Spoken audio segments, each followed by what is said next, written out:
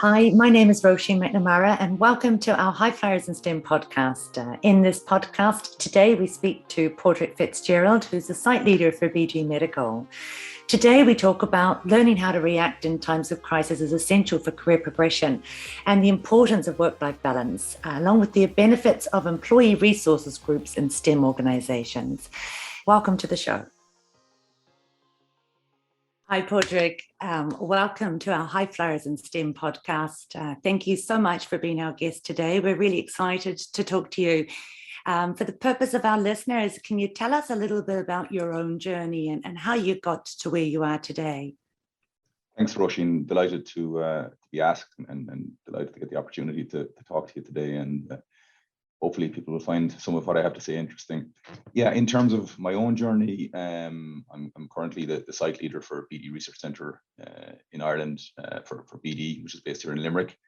I've had, a career where I've, hopped around a couple of different companies after leaving college, and it's I think all of those experiences have helped me form who I am today, I guess, and set me up for my current role and set me up for what I'm doing at the moment and what I will be doing into the future, I guess.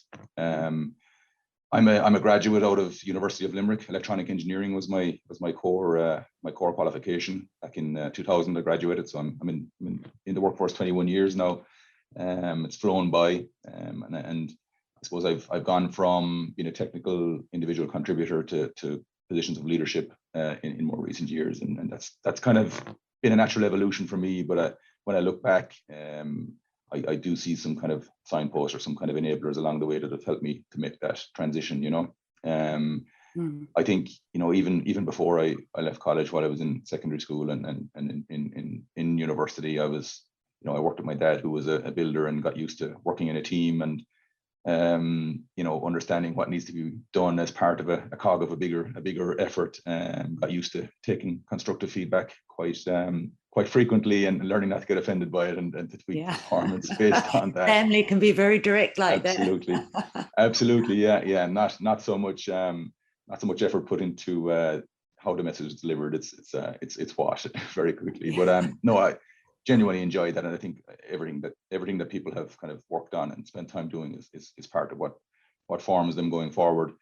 So yeah, when I finished university, I went into a couple of roles. I graduated in 2000, as I mentioned, and at that time when I left college, things were quite good and quite hot in the tech space in Ireland and in the world generally. And I worked with a company called Stratus Technologies in Dublin, where we were really in-depth technical work, working on fault-tolerant servers, and I got exposure to really the technical experts and got exposure to working on challenging technical problems. I guess the economic situation took a nosedive quickly after that with the .com, the telecoms bust. A lot of the work was heavily focused on the telecoms industry in kind of 2001. So after 2 years, I ended up getting made redundant after my first job, and it was kind of stressful at the time. But when I think about it, things like that are character forming as well, and you learn to get perspective. Yes. So I then took another role with a company, my first foray into medical devices, actually in Galway, with a company called BMR, and really enjoyed my time there. Learned a lot more about the kind of regulated aspects of being an engineer and developing products, and what it took to get the product out the door.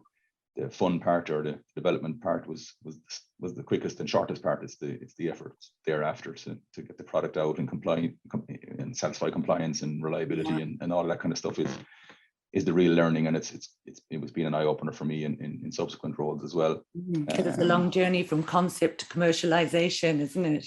Absolutely, yeah. And I think sometimes we don't always appreciate what comes after you've frozen the design, especially when you're starting off your career.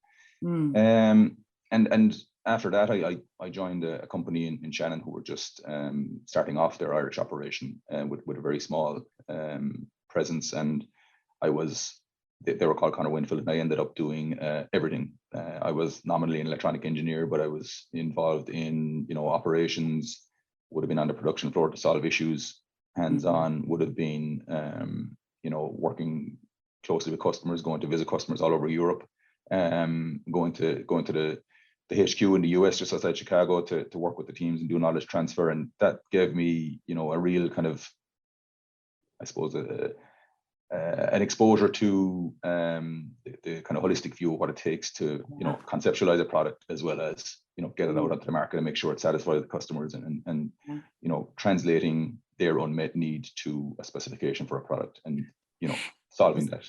Those small to medium companies can give you great exposure like that. You get to get involved in so many different areas, which is a great foundation for developing a career. Absolutely. And I think, I didn't even realize that at the time. My ethos, or, it's not even just my way of working, has always been to put my hand up to kind of do more when the opportunity arose. And I get interested by learning new things. And that's what keeps me motivated. So when I do get a chance to go and speak to customers, and, some of the most insightful conversations you can have are with end users when they talk about frustrations that they have with their current solutions, or, how their current workflows are, they talk through some of the issues they're having without really having thought about what products could, or what features could make life a bit better for them, and then being part of that, coming up with that solution, and working hand in hand with them at times is really fulfilling as well. Yes, so that's really a lot of learning in that. But understanding the end user. Absolutely, yeah. Tell us more about how the journey evolved. Yeah. Okay. So a natural evolvement from that was, as the company became more successful, we grew the team. I also, being in on the ground floor meant that, I was involved with a lot of the hiring of the new people. It wasn't massive, but I would have hired, a team in the region of 5 or 6. Had them, come in and work for me. I would have been responsible for setting the vision for the team, what I wanted for them to be successful. And, for somebody who was still relatively early in my career, I just kind of naturally took to it, and to me it felt far more kind of gratifying to deliver something at scale through a team than maybe something a bit smaller that I could only do by keeping my arms around it myself. So I've gravitated towards achieving through others, really, from that point onwards, and for the next period of maybe 6 or 7 years, I worked with a company called TE Connectivity in Shannon as well, where we worked on the switchgear for the electricity distribution industry, and again working very closely with customers, architecting pretty complex systems. I would have led the cross-functional team to deliver that, but also would have worked very closely with customers in developing the actual products and features required. So that was, again, combining those two aspects was really good, and I like that. I really kind of that was fulfilling, and I suppose in my current role, and when I joined BD, it was my first time taking a role where I was primarily charged with functional leadership, not necessarily being the guy who was going to know all the details technically. And it was a consideration taking the role here, whether I'd be happy with that. Because you come from such a deep technical background, so this was a real shift. Absolutely, yeah. So I spent a bit of time considering if it was something I wanted to do, and I figured, that I have spent enough time with teams and working through teams to say, look, maybe this is the next level I need to go to. So I figured, if I didn't do it, I might regret it and wonder why I didn't in time to come. So I have to say I haven't regretted it. I joined BD at the outset of the Research Centre Ireland organization 5 years ago, in late 2016. Actually, recently had my 5th year anniversary here, and it's been great, to be honest. I joined as the hardware engineering manager, responsible for the mechanical, electrical, embedded software reliability team. Have had a chance to work with really talented individuals in that regard. My key role really is enabling the team to be successful, removing blockers from them, things that are holding them back, and having the really talented and skillful people that we have been able to attract, and making sure that we get the best from them, and try and reduce their levels of frustration with process or whatever it may be. That's kind of been my focus since then. And you've been on such a technical journey as well as a great leadership, and studying electronic engineering. That was your sort of chosen educational path. Was there anything that inspired you to go that route, or did you fall into it, or what inspired you to study electronic engineering? Yeah, I guess you notice like in Ireland, you're doing your leaving cert and you end up having to fill out a CAO form. If when I was filling out that form in my mom's kitchen back in whenever it was, did I see myself where I am today? Absolutely not. I mean, I did have a neighbor who worked in the electronic engineering lab in UL, spoke quite a lot with him. We were, one of the first families, I guess, to have a computer. Back then, not everybody had a PC, right? So we had a computer from a pretty young age. My mom is a school teacher. She taught mathematics, and I always had a flair for maths, and enjoyed that. She instilled that in me. But also, I enjoyed computer programming. I used to write programs from a young age. And it was really a toss up between going into a more software focused and electronics. And I felt the thought process I had at the time was that electronics would probably be a little bit broader. I wasn't sure which way I wanted to go. And I have worked, developing software in roles. I mean, as I said, I've had to wear many hats in some of the roles that I've been in. And I've had exposure to that, and I don't regret it. I don't regret it for a moment. And it's so relevant. It's so poignant today, and it ties so well into engineering. Having electronics and software, the way things are evolving. So I bet it stood to you. And then, so did you know then within the first couple of roles, was it clear to you then what your career path was going to be? Did you have something laid out saying this is where I'm going, or did it sort of naturally unfold? I wish I could say I had a blueprint that I've been following all along, but I genuinely haven't. Roisin.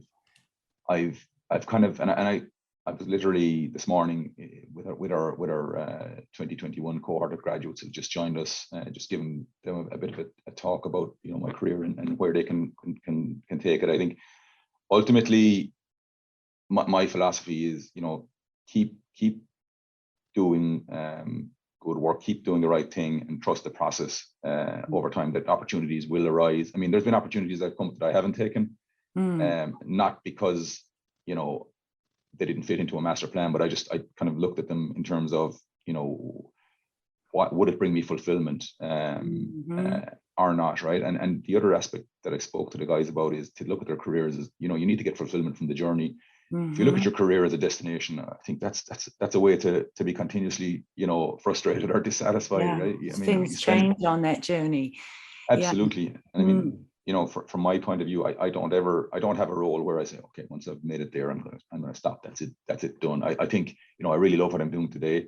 I've loved, frustrations along the way, but I've loved most of my career, and that's because I've tried to seek kind of fulfillment and satisfaction in the role that I'm in at the moment, and not to be kind of frustrating myself with always looking at how can I get to the rung on the ladder I want to get to, because there ultimately isn't one that I think I want to get to. It's more a case of keep performing well and keep being very clear about what it needs to be, what good looks like, what success looks like in your role. Keep working towards that, and I think that's been my mantra all along, and just kind of and that's clearly worked, because look at the leadership role that you're in now, managing a site of a large, well-established company. So that stood to you, Padraig. Yeah. And were there any sort of mentors or influences on your journey who helped inspire you? I think back to I in my early career, I did work for a couple of really seasoned technical experts, right? And sure, I learned technical things from them and learned from their technical expertise. But I think the main thing that I did learn was to get a sense of perspective from people who've been through it before. I'd like to think that in my early career, and I know this applies to a lot of early career people, when something goes wrong or you're faced with a crisis, how you react to that crisis, I suppose, is really when that's the real indicator, right? And I think getting perspective from folks that say, look, let's be calm about it. Let's make sure that we're taking a step back, not overreacting, not pushing the panic button, and that's easy to do in those times of absolutely frustration. Yeah, and I had a great saying, how we deal with each situation determines who we are. And it's having that approach that is so important in leadership. And what about the sacrifices? Are there any sacrifices you've had to make on your career journey? I mean, you've got a very important role there. I mean, what are the sacrifices people have to consider if they're making it to a site lead position? Yeah, I suppose when I joined BD, I spent 2 years as the hardware engineering manager. Then the opportunity to become the site lead came up, and I've been in this role for the last 3 years. And when the opportunity came up, it wasn't something that I jumped at overnight. I think I did consider the extra strain or ask that would be on. I do have a young family. They were younger again at the time, 3 years ago, 3 kids, and my wife also works, so we have a busy house, right? I definitely understood that the level of travel and interaction and potentially late night meetings and stuff like that would ratchet up. I got to be honest. I mean, I went into it eyes wide open, but a company like BD, really does focus on work-life balance, really does focus on wellness, making sure people are not stretched, not kind of. I mean, there's an understanding that if somebody, and not just myself, if somebody's in a role and they're not happy or not, if you've got strains outside of the role, you're not going to be successful in that role. You're not going to be able to give it your full attention. So, I mean, we have had a lot of initiatives like periods of the week when meetings are not allowed. Like, a lot of folks, are really, and it comes from the top down, they set expectation to take your vacation time, make sure that you don't leave time on the table at the end of the year, make sure that you do take that time with your family. So important. Absolutely is. And I think, when I see our CEO, for example, he announced that he and the C-suite were going to take every Friday off for a period of time towards the end of the vacation year in the pandemic. That set a tone, right down into the bowels of our organization, where people said, geez, if it's okay for people at that level to do it, then we all should, because sometimes the pressures of delivering kind of will sometimes cloud your, there's never a good time to take your holidays. Constant, those pressures. They never really let up. And that work-life balance is something that we see talent that are looking for in companies as well. They really want that balance between the two. So it's great to see those initiatives. It's becoming really important for businesses to be an employer of choice, to be allowing that work-life balance and more flexibility. Yeah, and I think, the ethos in BD aligned with that is, we hire people with a certain mindset and a certain capability set. I mean, the mindset is really around, accountability, having a growth mindset, and people, trusting people who are talented and have that mindset to deliver on their commitments. How they do that, when they do that, we're not in the business of managing people's tasks on a day-to-day or week-to-week basis. We manage by expectation and outcome, really, and people, that gives folks a chance to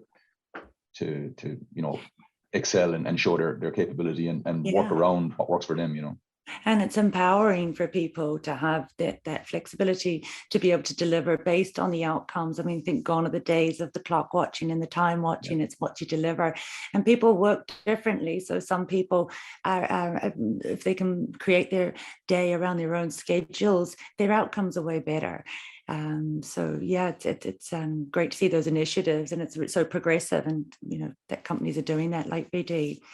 And what was there a point where you says, I know I want to be a leader. I've got the qualities to be a leader. This is where I want to go. Leadership is me. That's interesting, right? I'm not sure if I had that light bulb moment. I think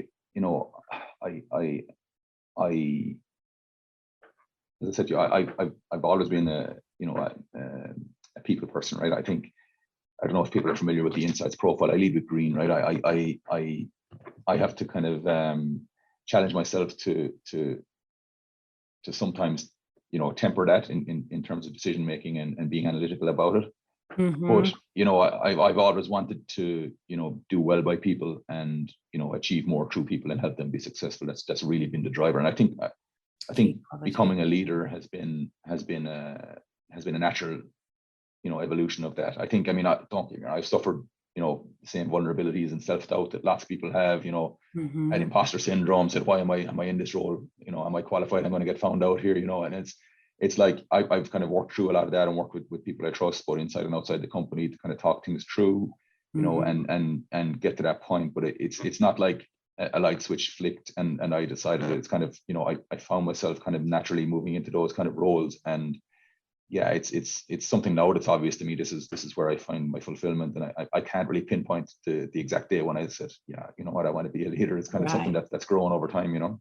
Yeah, very good. And those vulnerabilities as well, and that imposter syndrome. And I think anyone who's in a high level role or any position feels this within themselves. And I think there was a time when we wouldn't talk about these things. Vulnerability was nearly like a weakness, whereas today we realize we are human and we don't always get it right, and that the more we can be true like that, I think the more respect that we gain from other people. So yeah, I think I can completely relate to that. And can you give us paint a picture of what your world is like, what your life is like right now? Can you help us sort of visualize a little bit about your world? Yeah, so I mean, in the organization here in Limerick, we have coming up on 350 people, and we've grown that from zero in late 2016. So it's been a period of rapid growth. We are, really filling out our facility here. We've got a really nice office, and to me, it's nice because I would say that anyway, right? But it genuinely is. It's a new building, and I think it gives people a sense that there is a lot of creativity, a lot of good work going on here. My day to day, I'm obviously charged with managing that and making sure that we are keeping our tactical execution on track, that we are delivering value back to the business, to the wider BD business. As an R&D site, we're a cost center. So we need to be, seen to be delivering value and delivering it. I mean, and I like to think that based on the feedback and the various engagements we have with our businesses, the value that the group has here is hugely impactful across BD as the company is embarking on a pretty ambitious strategy over the next 5 years. The other aspect of that is the strategic and making sure that we are anticipating, the needs of an R&D site to help BD achieve its there's a BD 2025 strategy about growth in some key areas in which we're industry leaders, making sure that the site here has the right capability, that we're building the right kind of pipeline to take on that kind of really, really impactful work, and also looking at areas adjacent to what we do at the moment. I mean, we're working very closely with various colleges and research institutes, and obviously our partners in the IDA in Ireland and further afield, really to show the kind of really great talent that's available here, and educate some of our stakeholders in the US about the possibilities that are in Ireland to be leveraged and to be taken advantage of. Yeah, and you've had some great success there, and we'll talk about some of that further on, some of the great things you've been doing over the recent years. And, what are some of the challenges you're facing as a leader right now? If you look internally and externally, what are the challenges you're facing? Where do I start? I guess, it's been trying to figure out, I guess, how we come out of the pandemic is the main umbrella kind of challenge that I feel, and that touches on everything from talent attraction, retention, development. I think they're key things that we focus on. They're high on the risk scale of a lot of businesses right now is talent. Yeah, absolutely. And I mean, I mentioned about the 350 folks we have working here. We're an R&D site. If you walk into some of our competitors in the Limerick area, who have big production lines, you've hundreds of millions tied up in really high spec, high tech capital equipment that will kind of blow your mind in terms of the level of complexity. Those businesses are investing millions in, preventative maintenance, adding new features, upgrading to the latest and greatest. You walk into BD Research Centre Ireland, we have state-of-the-art labs and equipment, but you don't see that kind of an asset. The asset is the 350 people, what's in their heads, and we treat that as, the most precious thing we have, and we invest heavily in people's development. It's a real passion of mine to make sure that we are treating those folks well, that we are giving them career growth opportunities, that we are giving them chances to develop and grow either vertically or move into adjacent spaces, look at areas outside of R&D. You know, I've had people come to me and say, you know what, I've got exposure in my R&D to customers. I really like the whole upstream marketing type of role. Could you help facilitate me moving into something like that? And we do that through either, you know, stretch assignments or looking for roles that may be available, you know, in Ireland or back in the US, for example. And I think having that path for folks within BD is something that I'm passionate about, and making sure that, you know, talent that we attract and cultivate is something that we want to give people, you know, that journey, that really fulfilling journey here under the BD umbrella is my main focus, you know. And that's leading best practice. I think understanding each individual and what it is that they aspire to, and understanding their own individual growth plans, and really trying to facilitate that as an employer is such a big contribution to culture and retention, and the fulfillment of our team, of our people. So it's really, really great to see. And what if we look at, say, your career so far, what's been, say, one of the single most hardest things and difficult things you've had to do as a leader? We've had times where a project will fail, or where something you've invested a lot of time in, you know, isn't successful for whatever reason, and it's probably not down to the capability or contribution of the team. It just, the market may have moved on, or you know, it was maybe built on you know, a set of conditions that have either changed or were misunderstood. And some of the toughest things I've had to do, you know, it's easy to say to folks who've been working on a project, oh, it's, you know, it's just a project, there's another one coming along. But we all get emotionally invested in these as well. And being kind of cognizant of the impact that's having on folks when you have to maybe deliver bad news like that is something that I find personally difficult to do. And I think the reason I have empathy for their situation is I've probably been on the receiving end of some of those bad news stories in the past, and I'm really cognizant of making sure people like that are you know, considered, that their you know, emotional kind of connection to it is not just ignored, that, you know, we talk about it, and that we try and make the reasons why some of these decisions are being made obvious to them, that it's not, you know, there's nothing hidden here, there's no taboo subjects, that, you know, this is the reason why. We're completely transparent. And it's not a reflection of anyone's particular performance or attitude. And I mean, we've had a couple of situations like that, and to be honest, I mean, I you know, I embrace kind of failing fast, I suppose, and learning quickly, and not kind of not belaboring the point. If something is not going to be successful, we should not be afraid to call it out and put it on the table early. You know, we do embrace that, and we've had a couple of situations where we've just you know, stopped, pivoted to another direction. And you know, I look at some of the people who've been involved in that, and they're some of our best and brightest, and they've used that experience to really drive on some of their other projects they're working on. So it's a way of turning some of those difficult situations into an opportunity. And to be honest, you know, the first one or two of those are difficult, but you know, I feel like once we've gone through a path of that, it wouldn't daunt you again in the same way in the future, you know. There's a lot of learning from those, isn't it? And not everything goes according to plan. And as a team, sometimes it can be difficult when you put momentum and energy and invested so much into the outcome, and then when things shift. So, you know, managing the team's expectation and dealing with sometimes the deflation that can come from it. It's absolutely really, really important. And, you know, looking at, say, the last, you know, 18 months to 2 years, so much has gone on with the pandemic. And can you tell us a little bit about how that's impacted BD Medical and how you've managed through this? Yeah, I guess being a medical devices and life sciences company, we've been, you know, really, really at the forefront of some of the response to the pandemic. Like, or if I go all the way from discovery, you know, we have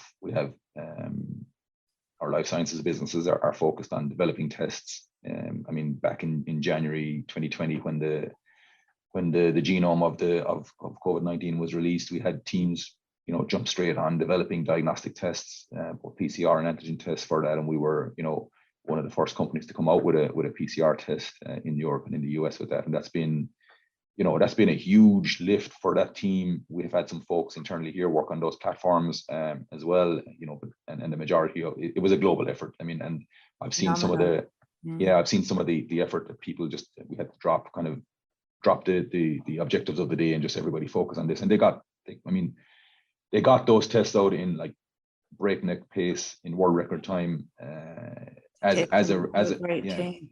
Yeah. absolutely, as a response to, you know, what really was a global challenge. Yes. You know, it's you know, this is when, you know, it's a once in a lifetime opportunity. And actually one of the VPs of R&D, a guy I really respect, was giving a talk about a year ago, and he said that this is probably the third once in a lifetime project that I've been involved in since I joined BD. So it's kind of you know, one of these things that tend to come up in medtech. Challenge, But this, yeah. Huge. But I think he said this one was genuine. This is genuinely, this is what he knows what they meant when they said once in a lifetime, you know. So yeah, and how well you've delivered on that with breakneck speed solutions. Absolutely, yeah. Which is a global solution, which is phenomenal. Absolutely, yeah, yeah. And on the medical side, we have a team that work on you know, infusion pumps for acute care, ICU setups and whatnot.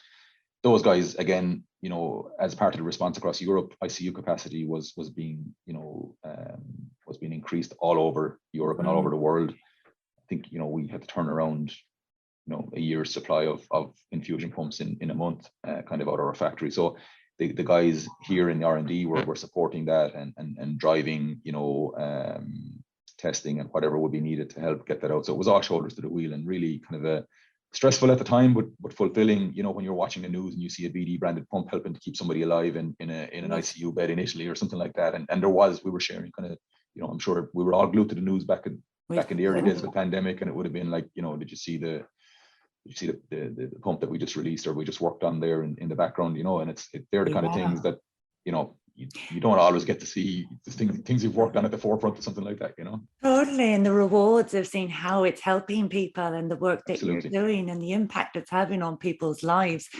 That's really fulfilling.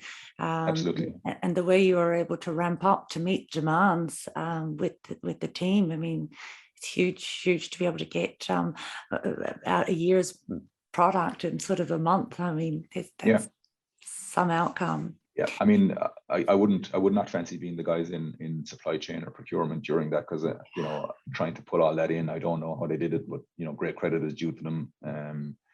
I think, you know, it was again a response to a global need and a global challenge, and everybody screaming for product.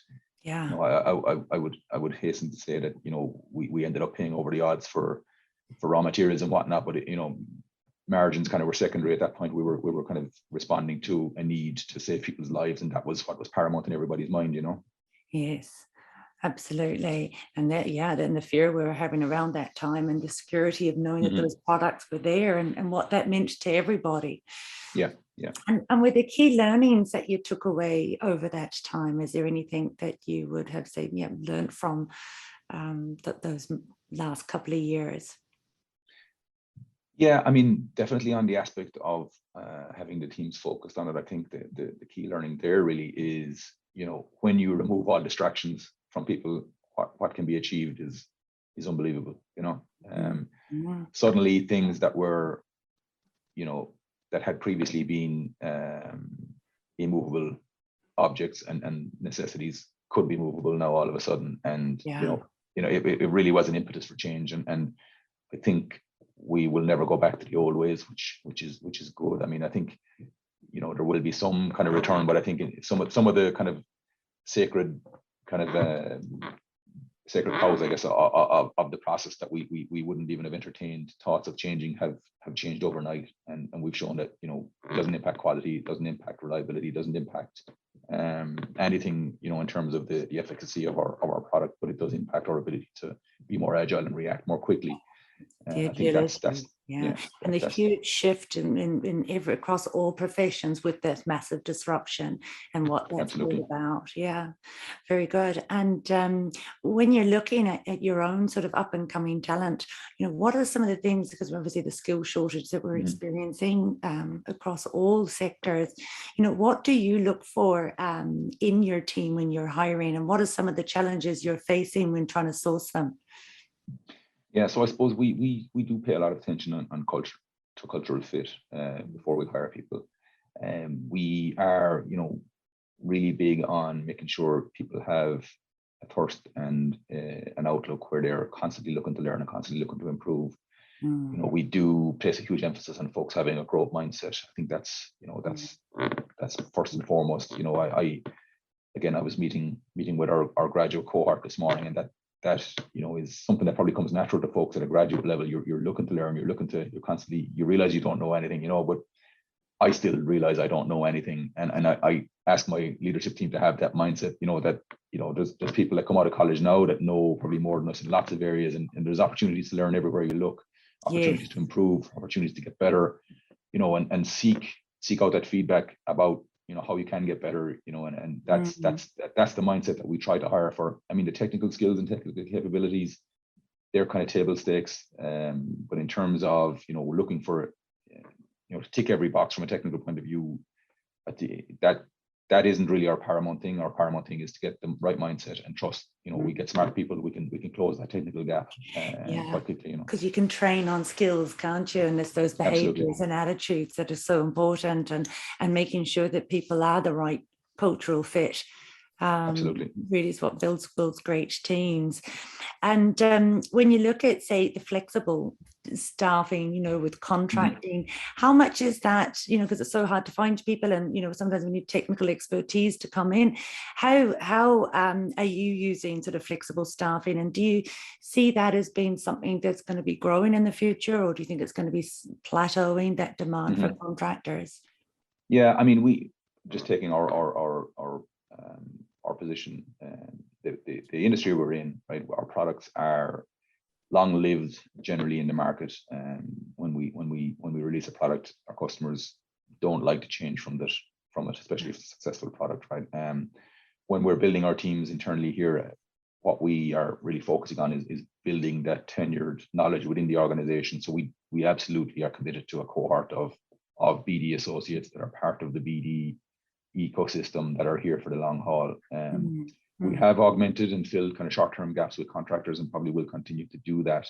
But our long-term kind of view really is to build that in-house knowledge, make sure that we have that deep domain knowledge of the products. And as I said, they're long-lived, and the industry and the needs of the products will evolve and continue to evolve. So we don't just release a product and finish it there. We have teams that need to continuously innovate and develop on those product lines. And it's very difficult for somebody to come in cold and suddenly pick that up and build on the foundation of what's been there previously. So that's really the driver for us to have fully kind of embedded BD associates working on these products. That's really the cohort and the strongest cohort of folks we have. I think the flex staffing is, as I said, it's kind of, we do use it to react to transient needs, or if we have to ramp up quickly. We have converted a lot of contractors to perm as well, once they get in and see the kind of the vision of what we need to do here. And some folks have come in and realized that this is something they want to be part of longer term, and that's been really gratifying for us as well. And there's other people, I totally get it, that just want the contracting life, and that's fine as well, and they fulfill a need as well. And there is a use for us from our point of view. We have a utilization for all aspects of it, Yeah, and you do see both sides, and see when the people are subject matter experts, it's great, they can come in and help you solve technical problems. And we do sometimes see that people want to go permanent then, and then, like you say, some people are in contracting and they love that diversity of going into different projects and help problem solve, and then moving on to the next company to solve their issues. But we've definitely seen a rise in the demand of contractors, especially in specialist niche areas where they can help solve company problems or issues. So how do you foster an environment of development, both professionally and personally? Yeah, I suppose it gets back to the earlier comment around our greatest asset being our people, and we have a strategic imperative to develop our cohort of people to be the best they can be and deliver increased value year on year themselves for their own job satisfaction and fulfillment. Obviously, the reflected benefit is that we're getting increased kind of level of influence and increased scope of what people can deliver in that regard. So we drill that home at a regular basis. I mean, I'm big on kind of consistent communication. We have a regular cadence of town halls, open mics, extended leadership team meetings. So we have monthly touch points with all levels of the organization to reinforce that message. We also have a learning and development department here who are charged with, development plans of folks. BD really focuses as well on having a career blueprint for people. You own that yourself. It's within our HR management process, and you issue that. You fill that in and you discuss it with your manager. The learning and development and HR team get involved and see what we need to do to close those gaps. And we work through we have a capability matrix where we kind of, people can get involved in that and put, plug themselves into it and see what areas they need to work on to get to where they want to get to in their career blueprint. So we've lots of tools in place for that, and it's something that we manage quite deliberately, and it's not something we leave to chance, I guess. Or a part of the real ethos here as well is one of conscious inclusion. And some folks will be very career minded, will be very focused on filling this out and having those conversations. Other people are probably not as forthcoming, even though they may harbor the exact same ambitions and have the capability. So we do be proactive from a managerial and learning development point of view to go and actively talk to people about this, make sure that they don't feel there's anything they can't talk about. And I, having been there myself, I understand that, as the different people have different ways of communicating that. And if you're just depending on people to come forward with their needs, you're going to get the same cohort time and time again coming up, and other folks maybe feeling excluded, but not voicing that. So you need to be conscious of how everyone's included, And it's great that it's an empowering learning development, that people are in control of their own learning development path, and that blueprint is set out, and they can see where they are and where they want to get to, and are in control of getting there, which is really empowering. And then how do you keep a sort of an engaged and happy team? Culture is so important, and good morale and keeping people engaged and happy. How do you go about doing that in BD?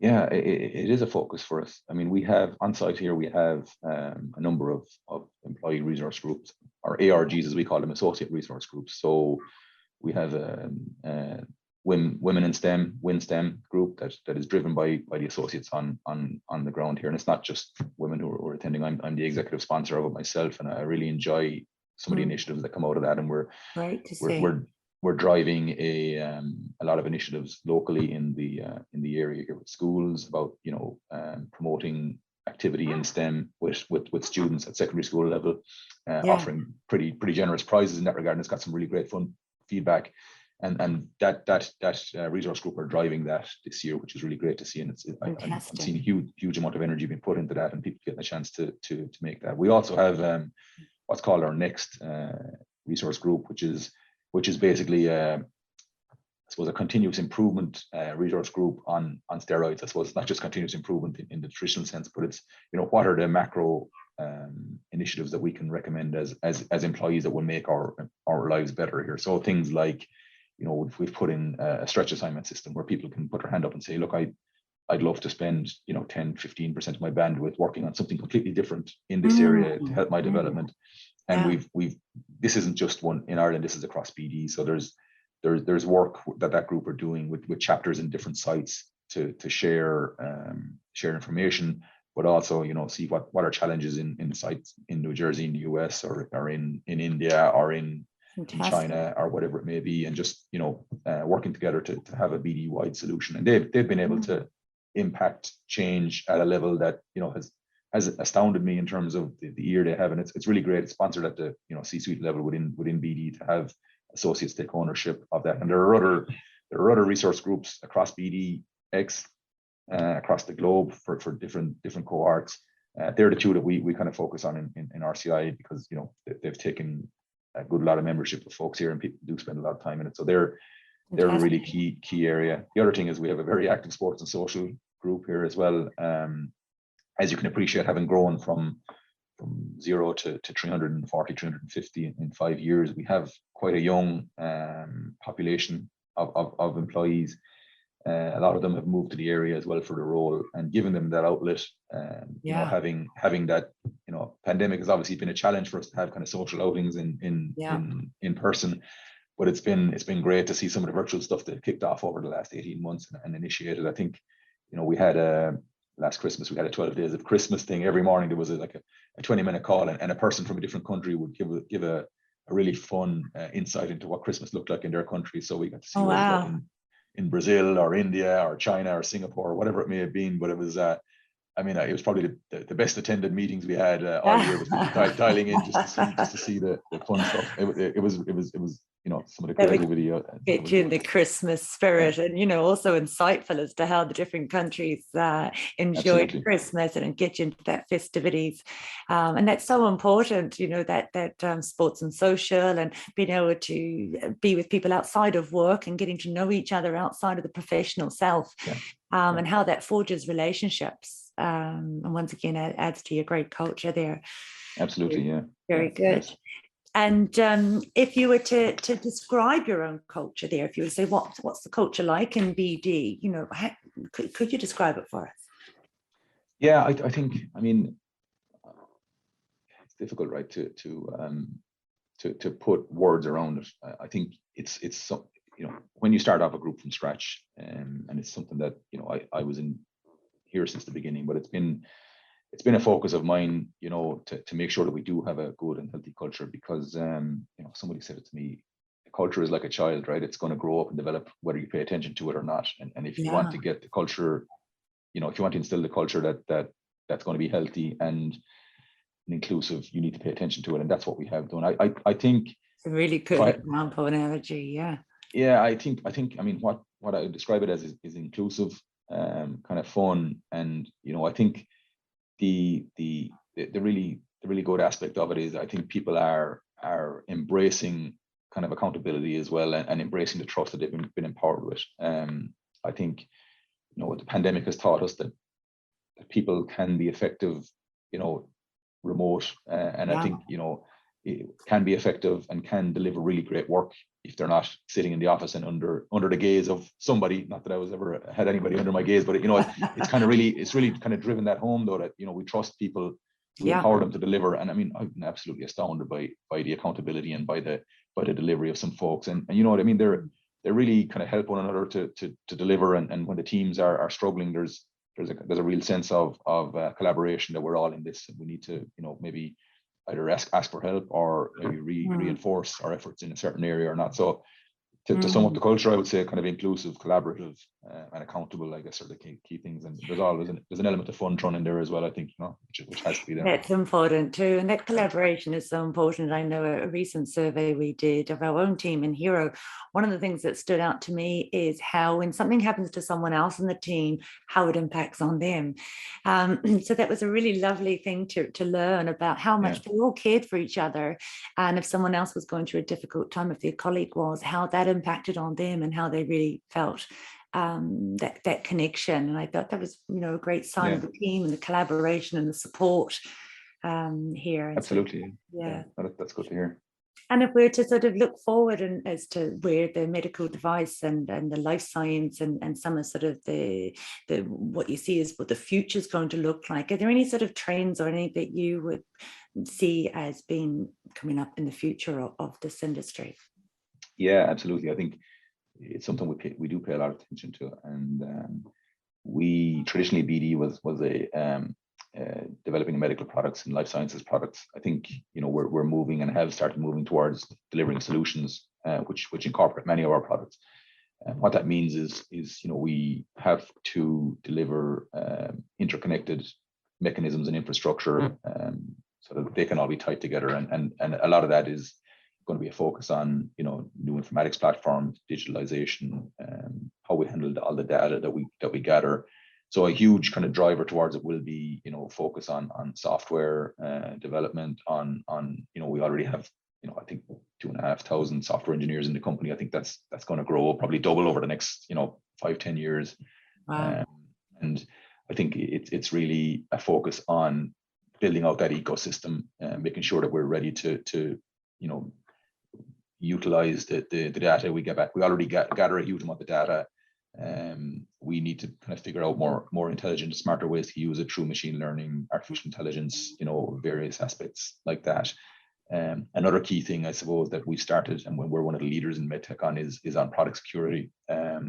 As we get more and more people's information into the cloud and into digital space, the integrity of that data is going to become paramount, and we saw that with the recent HSE hack here in Ireland. I mean, Yes. that's something that's a problem Alarming. the world over. Absolutely, absolutely, and we have BD has a cybersecurity center of excellence that we're leading the European aspect of that here in Limerick, and it's an area that we're looking to grow under a really good leader we have here, currently focused on that. But it's I see that as a necessary safeguard as we go down the digitalization route. That's going to become more and more of a focus for us. It already is a big focus, but more and more. When we see that in the demands as well, cybersecurity and the talent needed, how very much in demand that is at the moment. We're seeing. Yeah. Very good. And then if you were to look at, say, the lessons learned on your journey, is there anything you'd change or do differently? Loads. I think there's been loads of lessons learned. I would do things differently, and it's a good question, right? If I was doing it again, I would do things differently. I think doing things the way we did, it was good to get the learnings, and see that, right? I think, we started off a new organization here in Ireland, and we were working with teams, pre-existing teams in the US and in Europe. I think, building that trust very quickly was something that we put a focus on. But I think even more interaction, more travel, and being more deliberate about how we handle knowledge transfer is something that we've got better at. And I think paying attention to the people aspect of it, rather than just saying, okay, here's a silo of knowledge, we need to pick that up here, transport it over here. It doesn't work like that, right? I mean, a lot of this knowledge is in people's heads, and we need to focus on building a relationship before we focus on doing the knowledge transfer, and that's something that, as we have brought up new projects, I think we've paid more attention to that going forward. That was a huge learning in this whole thing. And I think, I talked about hiring the right cultural fit. I think that's something that we've really honed in on as we've honed our process over the last 5 years as well. I think that's something that's a huge focus and a huge learning. Very good. And like you say, with that knowledge transfer, so much of that is with the people, and so much of that is in their head. And what you say makes a lot of sense, building those relationships before you even consider embarking on any transfer. Exactly. This has made big shifts and changes in a positive way. And so, Padraig, if you were to look back at your, and talk to maybe your younger self, what advice would you give to him? Yeah, a really good question, and one I've often thought about. I suppose, the first one would be to, not to sweat the details, and to be, looking at the bigger picture. I think that's something that a lot of, myself as a younger engineer kind of focused on. The second one, and really kind of key thing was, is to assume positive intent when you're dealing with others. The amount of time someone is actually out to do wrong is minuscule. We can make these assumptions, can't we, incorrectly? Absolutely. And I mean, I've looked back on some interactions, and I try to live by that as much as I possibly can. And I've done some, as I said, I've done some kind of reading on that recently, and it's really great to see kind of the emphasis on modern leadership is being positive, and doing well by doing good. And I think BD kind of really emphasizes that ethos. That is, we have our ESG and sustainability goals to 2030. I think they're really inspiring, and I mean, it's not just talk. I think we are walking the walk in terms of commitments made to that.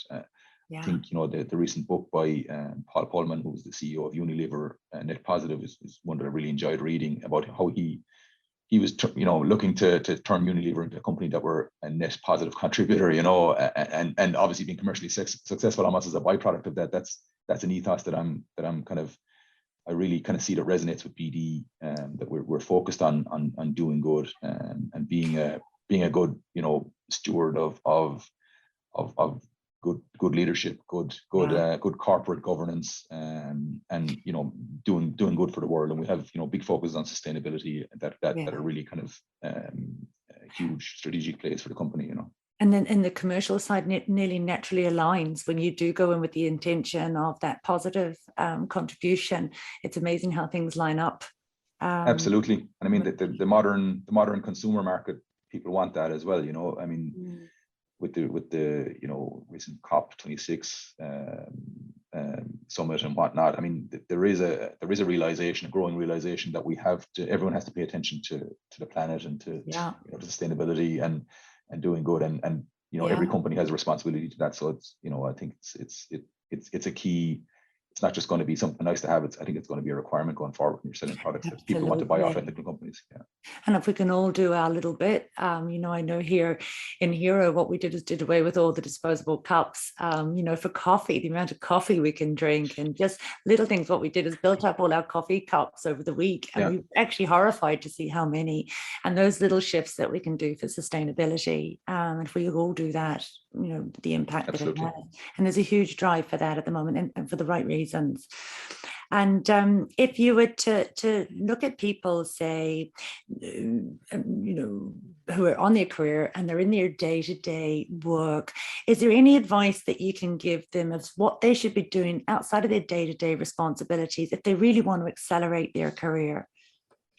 Yeah, I mean, I can even look back to an example of when I joined my early days in PD. I was, the hardware engineering manager here. As I said, I have a background in electronics, very focused on kind of things that I can touch and feel from an electronics point of view. Yeah. But we had a vacancy here. We were struggling to hire a leader at the time for reagents and assay development and design assurance engineering on the life sciences side, an area I know nothing about, right? But I put my hand up to kind of fill that gap on an interim basis until we could hire somebody. And I spent 9 months in the role as a kind of a stretch. And I must say, absolutely the most fulfilling experience, one of the most fulfilling experiences I had, getting to work with some really talented immunologists and scientists. And as we all know now, as an electronic engineer, that was a big transition. It absolutely was. And I think that got me comfortable with not knowing the detail of what folks are working on, but working by the outcomes and trusting some really, we have PhDs and people who've done postdocs in Oxford University in here who blow my mind every time I speak to them. And when they're able to explain these complex concepts to a layperson like me, that shows really how much they know, And I think my to answer your question, I think constantly look for ways you can put your hands up, maybe to go outside your comfort zone, take a risk. It's the reward in that. I mean, I didn't get any monetary reward for doing that role, right? It was really more of a, for me to learn something new. I mean, I think it helped me to decide that this was a way I wanted to go, to move even further away from my core technical knowledge to run the organization and then take on the business aspects of it as well as just the technical. I think this was to me, I look back and say, that was a good experience and helped me crystallize what I wanted to do going forward. At least demystified the challenges that it would bring. I didn't feel as it was as big a risk because I had taken that chance and experimented maybe in a smaller scale, And that probably helped you develop into the role of site lead, having had the exposure to the different sectors of the business. So taking on those challenges and not being afraid, and then leading teams sometimes in an area that we know so little about, like immunology, and being able to trust and rely on your people. I could imagine the growth that would come from that. Yeah, that's exactly it. That's exactly how I felt about it. It was a real growth opportunity. And if people want to really keep their finger on the pulse and remain at the leading edge and stay up to date with, say, the medical device and life science and upskill themselves, are there any really good resources or places that you'd recommend that they go to really stay on top of what's evolving and what's leading edge?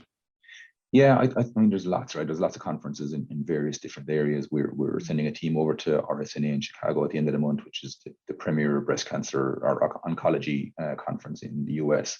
And there's lots of outputs from the likes of those. There's life sciences conferences that go on. I think, there's never been as much information as accessible as there is today. I think even in Ireland, we have a conference coming up called MedTech Rising that's run by IBEC and the IDA. That's a really good one to know what's going on in Ireland, right? And look at the awards that come out of that. I think there's a plethora of information. I think within BD, we're so broad that we touch on a lot of the areas, and we tend to have presences and involvement in lots of different conferences, lots of different publications. But I think there's no one-stop shop. I guess I would encourage folks to do research. See if there's conferences, they're quite cheap to attend, and some of the talks are often on YouTube and stuff afterwards. So Yeah.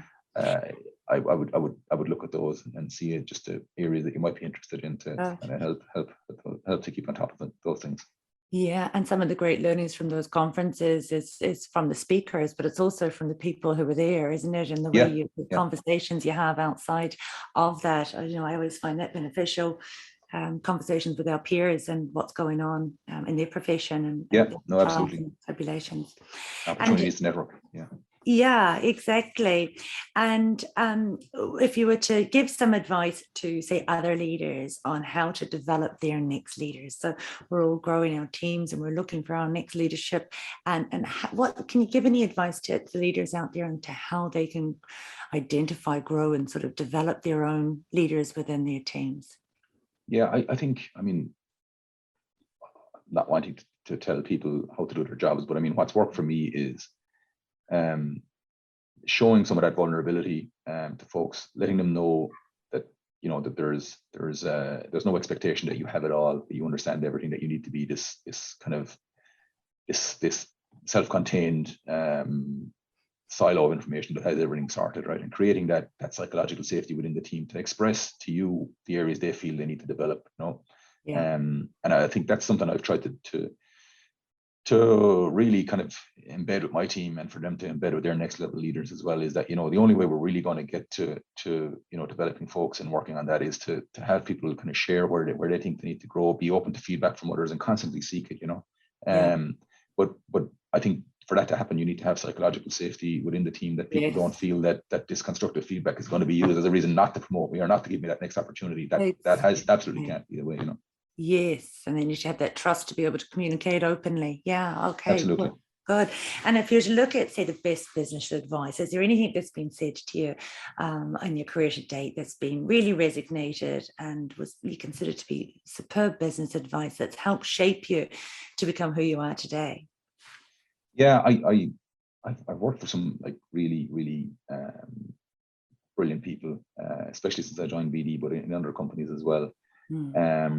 I think my best advice, I suppose, I've received, and it's kind of resonated with me, is to focus on outcomes and not output. Right? I think we can all be busy, head down, churning out widgets, and feel like we're absolutely working 12-hour days and meeting all our metrics.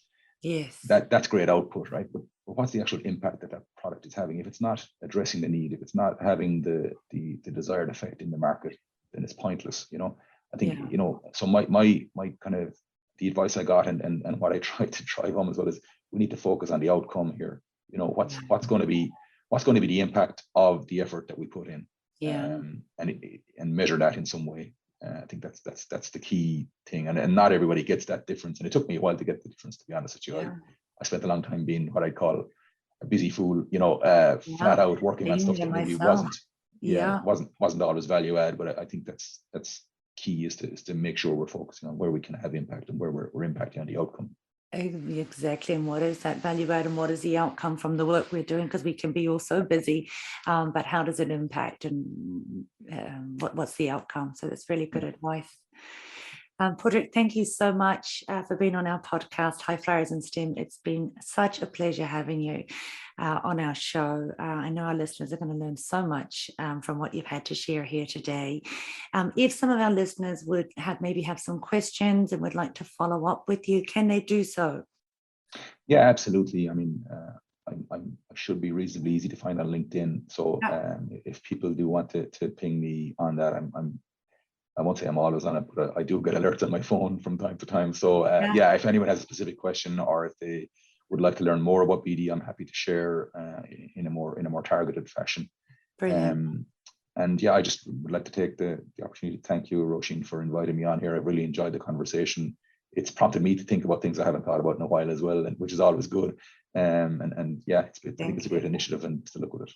Oh, it's been fabulous having your show, and it's great to learn of your journey. And I know that people listening to this are going to learn themselves so much from what you've had to share. And thanks so much for your honest and great contribution of your journey today, Padraig. Thank you so much. And we look forward to talking to you again soon. Thank you. My pleasure. Thank you. That was such a great episode. I really enjoyed talking to Padraig FitzGerald, the site lead for BD Medical. Subscribe and like, etc., or follow and connect with us on LinkedIn. We hope you enjoyed the show, and we'll see you next time.